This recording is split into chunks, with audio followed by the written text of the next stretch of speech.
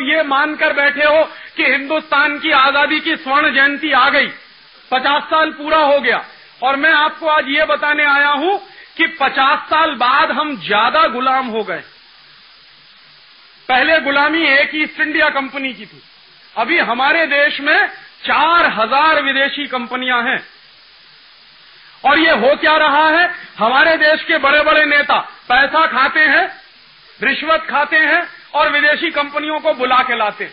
कितना कितना पैसा खाते हैं, एक दो उदाहरण मैं आपको समझाऊं। हमारे देश में एक व्यक्ति है, उनका नाम है सुखराम। आजकल बहुत दुखी है। पता है क्यों दुखी है? एक दिन सीबीआई वाले उनके घर गए तो जिस बिस्तर पर वो सोते थे उसके गद्दे के नीचे से 4 करोड़ रुपया निकला। तो सीबीआई वालों ने उनसे पूछा कि ये 4 करोड़ रुपया बिस्तर के गद्दे के नीचे से निकला, इसका माने आपके बैंक बैलेंस में कितना होगा? तो कहने लगे नहीं नहीं, मेरे पास कुछ नहीं है, मेरे पास कुछ नहीं है। तो सीबीआई वालों को भरोसा नहीं हुआ, उन्होंने उनके सारे लॉकर सीज किए और उनके सारे अकाउंट सीज किए, तो पता चला hundreds of करोड़ रुपए की प्रॉपर्टी उसमें से निकली। तो सीबीआई वालों ने पूछा, सुखराम जी ये पैसा कहां से आया? तो कहने लगे भगवान ने दिया है। तो सीबीआई के एक ऑफिसर ने उनसे कहा कि भगवान आपको ही क्यों देता है, मुझे क्यों नहीं देता, हमको क्यों नहीं देता? बाद में सीबीआई ने जब तपास की सुखराम के बारे में, तो पता है जानकारी क्या मिली? जानकारी मिली कि जब ये व्यक्ति हिंदुस्तान के मंत्री थे, सैटेलाइट टेलीकम्युनिकेशन के मिनिस्टर थे, तब इन्होंने क्या किया, हिंदुस्तान की एक सबसे बड़ी कंपनी है आईटीआई, स्वदेशी है हमारे देश की, टेलीफोन बनाती है। तो जो आईटीआई कंपनी टेलीफोन बनाती है, तो उसका जो टेलीफोन का ऑपरेटस है ना, फोन और उसका क्रेडल दोनों मिला के ऑपरेटस, वो जितने रुपए में हमको देती है, 100 रुपए में, 125 रुपए में, 150 रुपए में हमको देती है आईटीआई। सुखराम साहब ने क्या किया कि अब आईटीआई का नहीं लेंगे, अमेरिका की कंपनी का खरीदेंगे। तो अमेरिका की कंपनी ने वो ऑपरेटस बेचना शुरू किया 600 रुपए में। हमारे देश में बनता था 150 रुपए का, सुखराम साहब ने वो नहीं खरीदा, अमेरिका से खरीद कर लाएंगे 600 रुपए में। तो उससे क्या होगा, अमेरिका की कंपनी को जो 450 रुपए का मुनाफा होगा, उसमें से कुछ सुखराम साहब को कमीशन मिलेगा। उसका नतीजा क्या हुआ, हमारे देश की सबसे बड़ी आईटीआई नाम की कंपनी तो डिवीजन बंद हो गए, अभी 4 डिवीजन बंद होने वाले, उसके 6 डिवीजन है सारे देश में। तो 2 डिवीजन बंद हो गए क्योंकि वो जो सामान बनाते थे सुखराम साहब ने खरीदना बंद कर दिया, अमेरिका से खरीदना शुरू किया और उसमें करोड़ों रुपए का घोटाला किया, वो पैसा उनको मिला। तो ये किसी मीर जाफर से कम है क्या? लेकिन दुर्भाग्य क्या है, इनको हमने 5 साल तक मंत्री बना के रखा। तो आप सोचिए कि 5 साल में इन्होंने क्या किया होगा इस देश में। ऐसे ही एक दूसरे मीर जाफर हैं, उनका नाम है सुश्री जयललिता।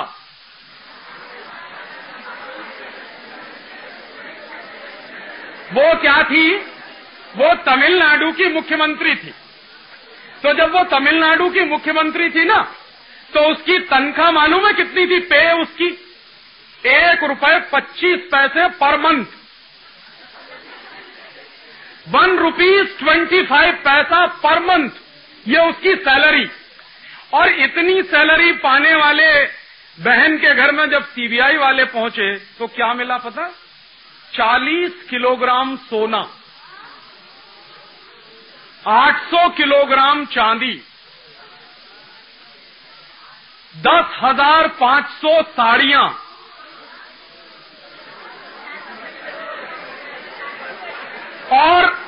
और सुनिए 7,500 सैंडल और सुनिए 44 एयर कंडीशनर और सुनिए 19 लिम्यूजिन कार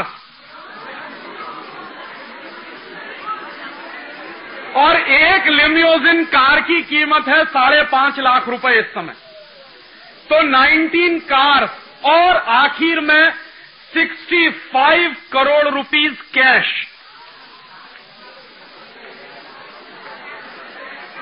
अब आप सुनिए कि उसको तो ₹1.25 पे मिलती थी पर मंथ। इतना पैसा कहां से आया?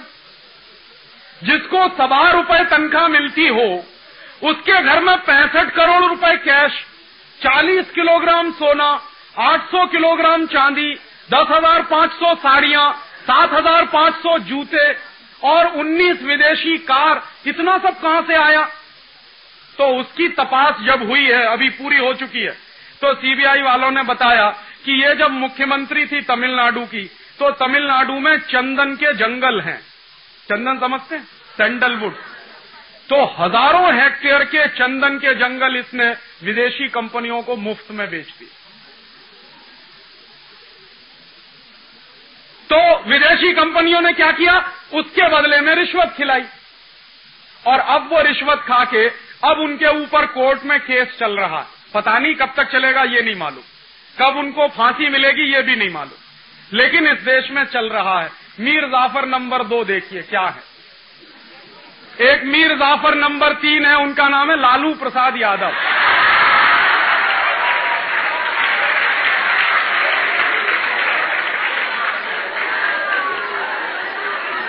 अब उन्होंने क्या किया है, सुनिए सुनिए सुनिए, वो इन दोनों के बाप हैं। उन्होंने क्या किया, 960 करोड़ रुपया हजम कर गए। माने इतने रुपए में बिहार के पशुओं को चारा मिलता, उनके लिए भोजन मिलता, गाय को, भैंस को, बकरी को, वो सारा का सारा चारे का पैसा वो खुद खा गए। जो चारा घोटाला हुआ ना, वो यही घोटाला है। और देखो क्या दुर्भाग्य है इस देश का कि जो आदमी 960 करोड़ रुपए की रिश्वत खाता है, वो 7 साल तक मुख्यमंत्री रहा और अभी भी उसकी बीवी मुख्यमंत्री।